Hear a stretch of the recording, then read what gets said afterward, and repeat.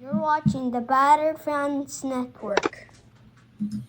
Welcome, everybody, to episode number 57 of the Battle Marlins Fans Podcast. I am your host, David Gunn, and alongside me, as always, I got Mr. Brandon Griffin. How are you doing, sir?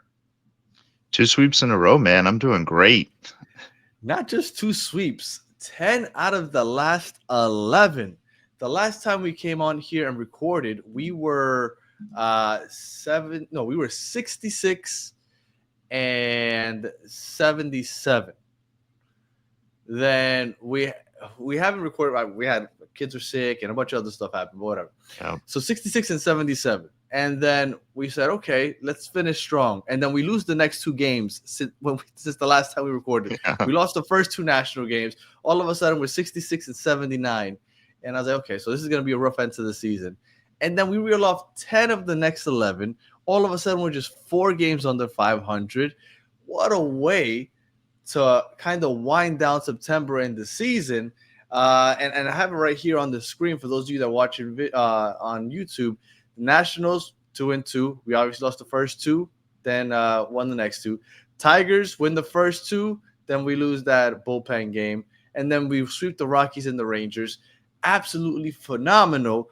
Your thoughts on the last 4 series and just the Marlins overall, because they got everybody feeling pretty good to end the season.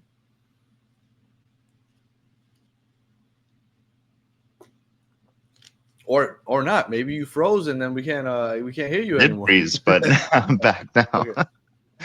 But yeah, no. Just what a fantastic couple of series, right? Like I don't know, man. I didn't think we would be here talking about like, oh yeah, we're finishing the season strong. I thought we'd really be talking about like prospects and like, Yeah. guys that we were really excited to see for next season. But I think the pitching finally all clicked. Like the pitching's been shoving. Um, I think it was the Rockies series. We actually started calling pitches from the dugout. I don't know if you saw that. No, I didn't see that.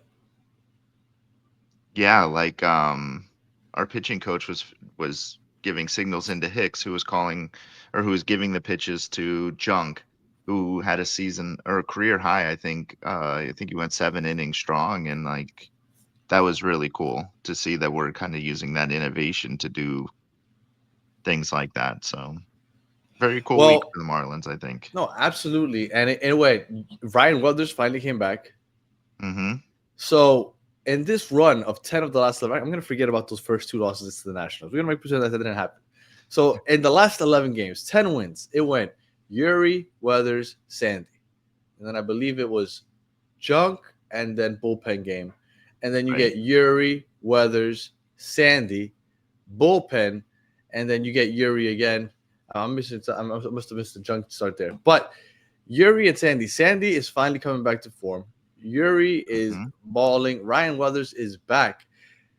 How are you feeling about? Because I guess we could talk about.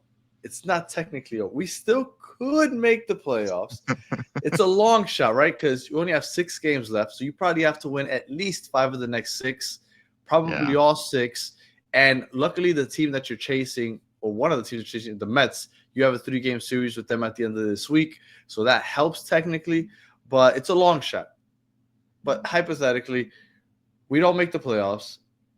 How are you feeling about this team coming into next year, though? Because I feel with this pitching staff and with the young guys starting to rake, I feel like the end of this season has really opened, at least for me, some optimism of what's to come in 2026.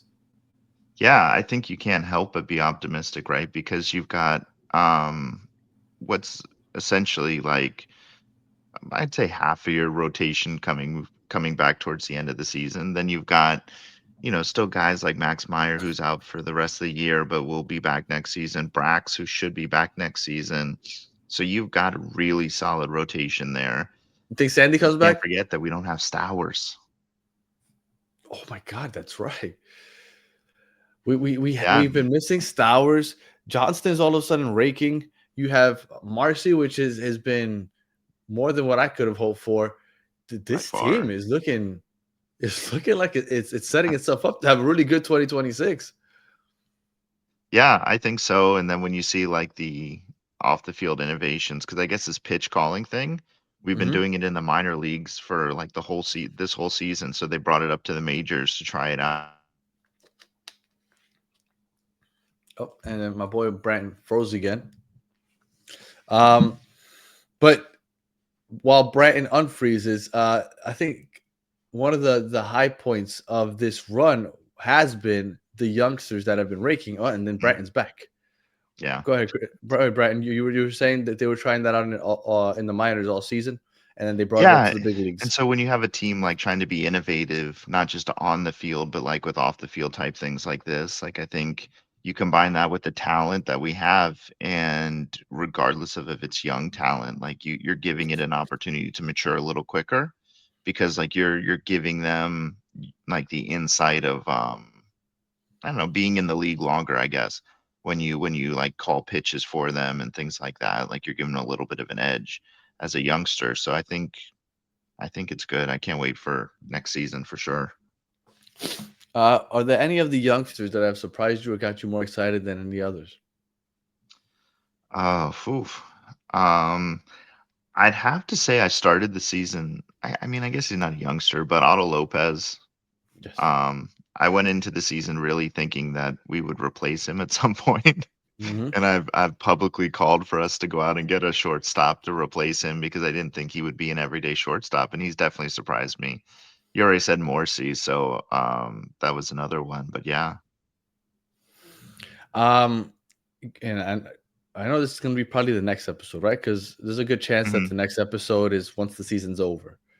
But just for the heck of it, is there a position when you look at this team that you're like, we need, like, if we can upgrade this position, we are cooking? Um, Shoot, you probably I don't know. Um, wow. Ah, I mean, you would probably want more production out of, I guess, first or third. I mean, you've had some good games by Wagaman. Hmm. Um, Do you I think don't he know. can keep it up? I God, don't know it's if tough. I Like trust him being you there want to see what this all team year can do yet. healthy. Okay. I don't know if I trust Wugman all season, but as of late, he has been absolutely great. During this win streak, he's been great. Yeah, he's been fantastic, and he's had a lot of runs where he's been pretty good. Like there was the Blue Jays series, he had a really great series. Like he's a good player, but to your point, like I don't know if I trust him every day. Well, we have been looking really good, and we are 4 games. Like, if I tell you that at the end of the season, there's a chance that we end up 500, which is going to be a long shot because at this point we could only lose one more game. But if you end up the season 81 and 81, hypothetically, that's got to be a win because at no point did I think we would be close to that. I thought we might get close to 70, high 60s, 70 before the season started. I think that this is a great way to end the season. Before we get into the games, your thoughts on just where we're at record wise? I think it's fantastic, and it's nothing but a win, just like you said. I mean, like when we came into the season, I mean, I was predicting like we'd probably be one of the worst teams in baseball, and that's very clearly not been the case. And to be sniffing around 500, and if we keep playing like this, I mean, it's not out of the realm of possibility to think we finish the season at 500, like, or maybe even above. Like that would be just insane. We'd have to go 6-0 to to finish above 500. Now, the only thing that sucks is that we're probably playing with a lot of people consider the best team in baseball. They don't have the best record; they're second best record, I believe, at this point. But the Phillies, we got them for 3 games, which sucks because the Phillies are at But this they've year. already clinched. Okay, so they They might. clinched the division and their place in the postseason. Oh, So that's what I was going to ask you. So they already clinched their spot in the postseason. They are they're 3 games back of Milwaukee. So I think that they still might play for something because you could still get that home field for the that's NLCS. true. So I think that Philly is it sucks that we're running into Philly right now. They're on a 2 game losing streak. But after that, we get to play spoiler. We have the Mets coming into town for the last 3, And I've said it on the show a couple of times that this wouldn't be the first time that we ruined their season at the very end, which is always fun. So I don't think that we go 6-0. I don't think that we make the playoffs. I do think that no matter how this week ends, we can be proud of what they did. And I also think that it all feels good going into next season. Now, Breton, you have so much knowledge on the giveaways that I'm going to ask you: is it true that to end the season, they're going to just be letting you buy a ticket and choose one of those giveaways that maybe you might have missed on earlier in the season? It is absolutely true. I just saw that last week, I think, on Instagram. I saw it, and I thought, hell, like if you're not in line getting that Flanagan's jersey, or if you miss the SpongeBob one, I mean, like, go get it. Like, it's pretty I, cool. I think it is very cool. I don't know if they're going out and printing new ones or they just had extra, but I think it is very cool because there were some that I was disappointed, like the Spider-Man one. I was disappointed that I missed out on that. Oh yeah, that Apparently, was great. you can go and get that. I wish they would do the same thing with the bobbleheads because I would like to make up for some of those Oh, I bobbleheads know, that I missed right? out on. But Those go so very quick cool. though. Yeah, no. Yeah. Yeah, Those are like those are worse than the. Well, it's because they're just a giveaway. These you have to buy mhm, a special ticket, so it's different, I yeah. guess. Well, that, and I don't know if you saw it, but the Marlins are also doing like this poster giveaway where if you go to any game in the closing series against the Mets, they're giving you a closing weekend poster. Oh no, I didn't And see that. then it connects to the opening day poster that they're going to give away on opening day. So it like Oh, connects together and makes like this really cool like picture. so next year, Hmm. very Well, you cool. get half this year and half next year. Right. That's a good way to get people to come back for that opening day next year.